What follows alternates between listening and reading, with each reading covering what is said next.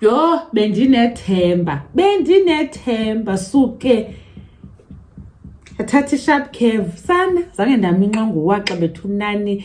Iindaba ziyavela ngalo mfana ubhizi uthi ingeja uVuyokazi umthumelela izinto ezimnandi nezintle for i-birthday yakhe.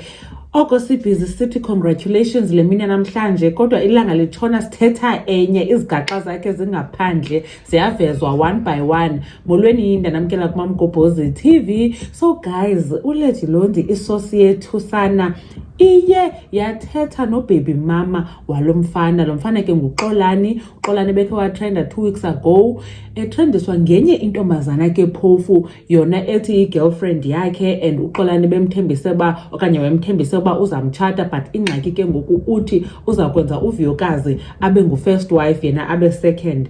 Ngoku kuvela omnye yena lo uthi yena ungubaby mama, banomntwana ona 11 months nalo mfana uXolani. Uthi lo ntombazana ebevelile 2 weeks ago yena weyi-girlfriend lo mfana wali yena emithi. Uthi wade wabeleka phambi kwexesha ngenxa yalaa ntombazana, and then becinga bafanele ke ngokuba sehlukene okanye behlukene nalo mfana inoba babuyelene ngokwese-UK. Watsho echaza ke uba yena laa mfana ese-UK nje kungenxa yakhe okanye naye udlalile indima, ngoba ebesokola sana yena athi emithi ahambe yokwenza iintloko zabantu for uba afumane imali yoba enze ii-medicals, athathe nee-fingerprints kuba ebheka phesheya. Zonke ezaa zinto ziduru ke nathi siyazazi bethuna. So uthe bemnceda, uthi ke ngoku wayeka nophangela kwa eli. Laa mfana ecinga bafana uzobheka e-UK ngoMarch, wajika akahamba. Kwafuneka uba yena amoye ehlala naye emenzela izinto. Uthi wade wahamba kunye naye wohlala e-Eastern Cape kowabo kuba bebengenandawo yohlala.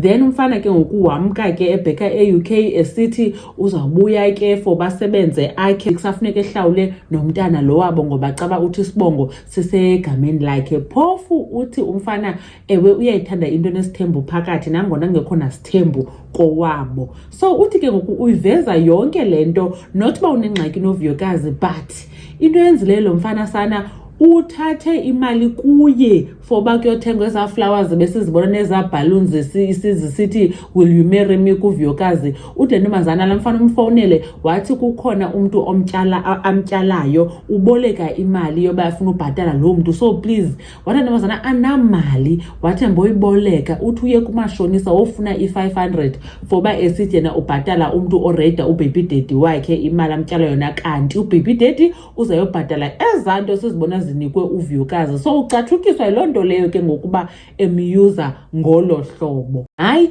uVuyokazi shem uphume kumpumelelo sacoma mhlambi noko ngoku uzawutsho aphole ufumene umfana.